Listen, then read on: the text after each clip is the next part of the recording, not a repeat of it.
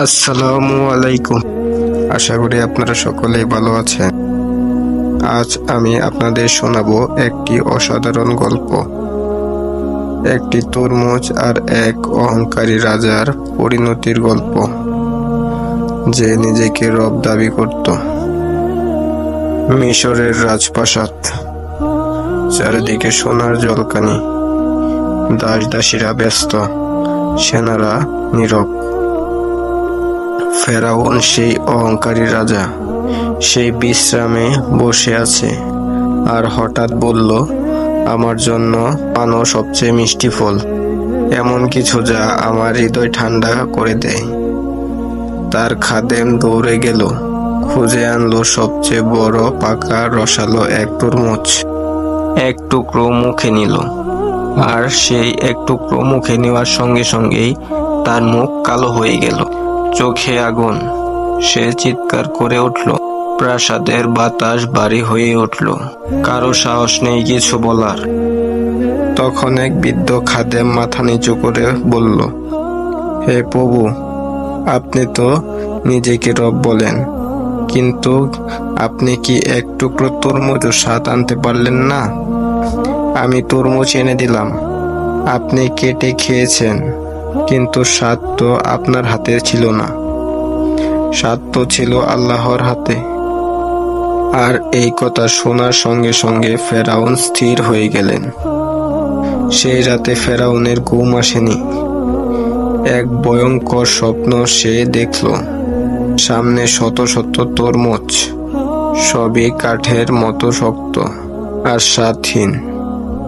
আর আকাশ থেকে এক আওয়াজ, হে ফেরাউন, রিজিকের মালিক আমি, তুই শুধু এক খাঁচার পাখি। কিন্তু দম্ভ তাকে ছাড়ল না। সে নিজেকে রব দাবিতেই মেতে রইলেন। শেষমেশ আল্লাহর নবী মুসা আলাইহিসসালাম এর সামনে গিয়ে দাঁড়ালেন এক নির্মম পরিণতি নিয়ে। মুসা আলাইহিসসালামকে দাওয়া করতে করতে লোহিত সাগরের পাড়ে গিয়ে দাঁড়ালেন। লোহিত সাগরের পাড়ে যাওয়ার পর মুসা আলাইহিসসালাম ও তার সৈন্যরা ভয় পেয়ে গেলেন। তাদের সামনে লোহিত সাগর, কিন্তু সামনে আর যাওয়ার কোনো রাস্তা নেই। সামনে ছিল লোহিত সাগর। আর তারপর মুসা আলাইহিসসালামের সৈন্যরা মুসাকে বলল, আমরা মনে হয় ধরা খেয়েই গেলাম। তারপর উত্তরে মুসা আলাইহিসসালাম বলল, মোটেই না, আমাদের সাথে আমাদের রব রয়েছে, তিনি পথ দেখাবে ইনশাআল্লাহ। অতঃপর আকাশ থেকে এক আওয়াজ এলো, হে মুসা, তুমি তোমার লাঠির দ্বারা লোহিত সাগরে আঘাত করো।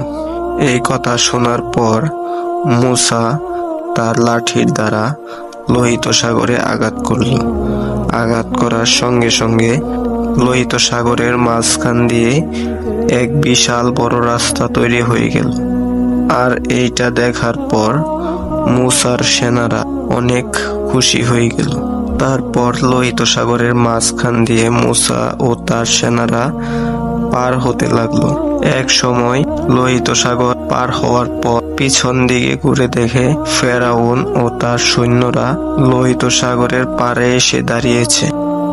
লোহিত সাগরের পাড়ে দাঁড়ানোর পর ফেরাউনের সৈন্যরা বলছে যে, এই জায়গাতে কখনো আমরা এমন রাস্তা দেখিনি, এই রাস্তা কে তৈরি করলো? ফেরাউন উত্তরে বলল, এই লোহিত সাগরের মাঝখান দিয়ে আমি রাস্তা তৈরি করেছি। সে এমন এক মিথ্যা কথা বলল তার সেনাদের। তারপর ফেরাউন ও তার সৈন্যরা লোহিত সাগরের মাঝখান দিয়ে রওনা শুরু করলো মুসা আলাইহিসসালামের সৈন্যদের ধরার জন্য। লোহিত সাগরের মাঝ বরাবর যেতে আল্লাহর হুকুমে লোহিত সাগরের পানি আবার আগের মতো হয়ে গেল। আগের মতো হওয়াতে ফেরাউন ও তার সৈন্যরা পানিতে ডুবতে শুরু করলো। তখন ফেরাউন বলল, আমি বিশ্বাস করি মুসা ও হারুনের রবকে, আর আমি মুসলমান হয়ে গেলাম। কিন্তু তখন তার এইগুলো কথার কোনো কাজে আসেনি। তখন আল্লাহ তাআলা বলেন, তুই ইতিপূর্বে ছিলি অবাধ্য ও ফাসাদকারী একজন ব্যক্তি, আর তুই এখন ঈমান আনছিস, তার জন্য তোর ঈমান ধর্তব্য নয়। বন্ধুরা, এই গল্প কেবল ফেরাউনের না, এটা আমাদেরও গল্প।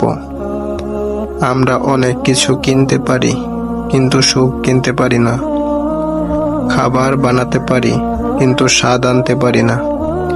সবকিছুর মালিক একজনই, তিনি আল্লাহ। তাই অহংকার নয়, বিনয় শিখি, কৃতজ্ঞতা শিখি, ঈমান শিখি। আর তোমরা যারা নিয়মিত ইসলামিক ভিডিও দেখতে পছন্দ করো, তারা সবাই চ্যানেলটি সাবস্ক্রাইব করে রাখতে পারো। তো দেখা হচ্ছে পরবর্তী ইসলামিক ভিডিওতে। সে পর্যন্ত সবাই ভালো থেকো।